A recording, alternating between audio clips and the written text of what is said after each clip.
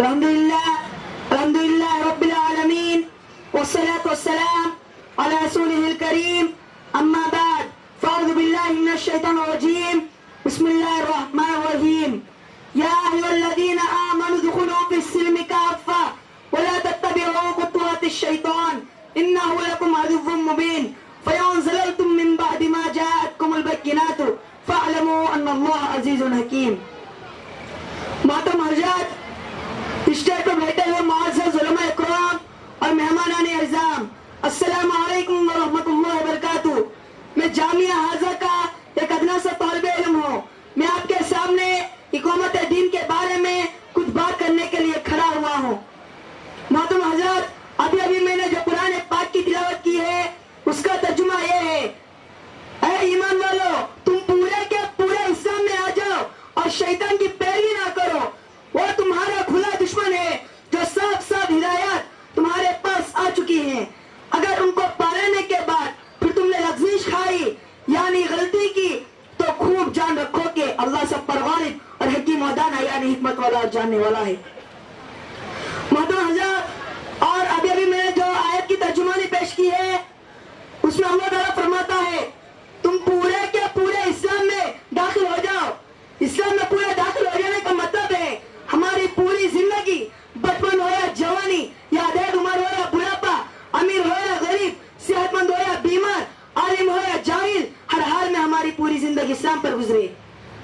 ایسا نہ ہو کہ بڑھاپے میں اسلام کے حکام کی پابندی اور جوانی میں خواہشات کی پیروی. میرے بھائیوں، اسلام کے معنی تابعداری اور فرما برداری کے ہیں. یہ دین اپنے ماننے والوں سے ہر حالت میں پوری پابندی کا مطالبہ کرتا ہے. ایسا نہیں ہے کہ آسانی میں اسلام کو اپنائے اور مشکلات اسلام کو چھوڑ دے. یہ دین نہیں ہے. زندگی کے ہر موڑ پر اسلام کے طریقے کو اپنانا ہے، لیکن ہمارے معاشرے میں قرآن کے بعض حصوں پر عمل اور بعض حصوں کو چھوڑنے کی کیفیت ہماری زندگی میں پوری طرح پائی جاتی ہے. مثلا میٹھا کھانا سنت ہے، دعوت قبول کرنا سنت ہے، اس پر اچھا عمل ہو رہا ہے، لیکن ایک بڑی اہم سنت دین کی دعوت بھی ہے.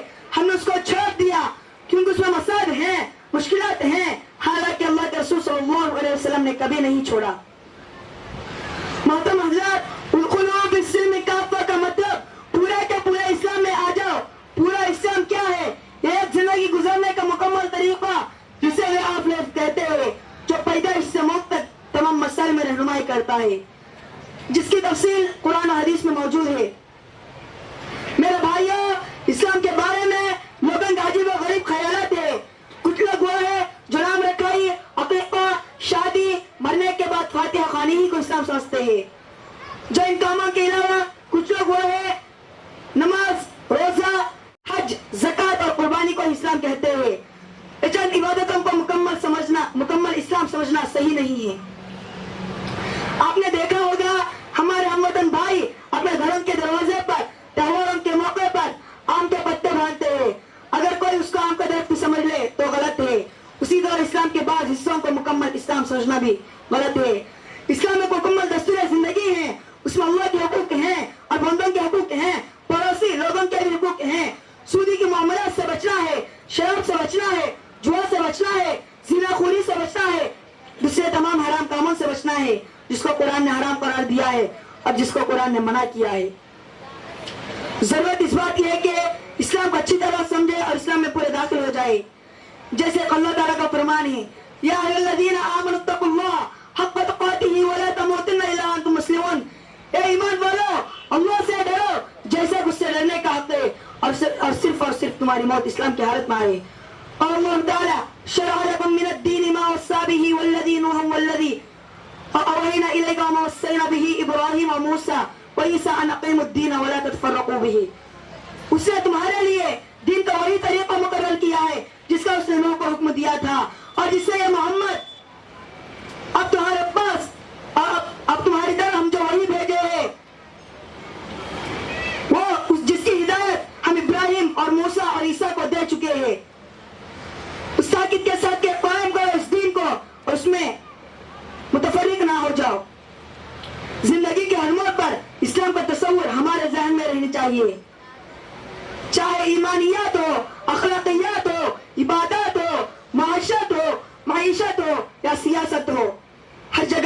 نمونہ پیش کرے، ہمیں عدل انصاف سے قائم کرے، جھوٹ اور فرق کو معاشرے سے دور کرے، معاشرے سے ہر اس غلط کام کو ختم کرے جس سے معاشرے میں بگاڑ پیدا ہوتی ہے، اور پوری زندگی اسلام پر قائم دائم رکھنا ہے۔ محترم حضرات، اسلام سے ہمارا تعلق مسجد کی ٹوپی کی طرح نہیں ہونی چاہیے کہ نماز ہو گئی تو مسجد کی ٹوپی مسجد میں ہی اتر گئی۔ حضرت عبداللہ ابن عمر رضی اللہ عنہما سے مروی ہے، نبی کریم صلی اللہ علیہ وسلم نے فرمایا لا یؤمن احدکم حتی یکون ہواہ تبعا لما جئت بہ، اس وقت تک کوئی آدمی کامل مسلمان نہیں بن سکتا جب تک کہ اس کے خواہش نفس میری لائی ہوئی تعلیمات کے تابع نہ ہو جائے۔ محترم بزرگوں اور میرے عزیز دوستو، اللہ تعالیٰ سے دعا ہے کہ ہم سب کو اسلام کے طریقے اپنے زندگی میں لانے کی توفیق دے اور ان باتوں پر عمل کرنے کی توفیق دے، آمین۔ وما علینا الا البلاغ۔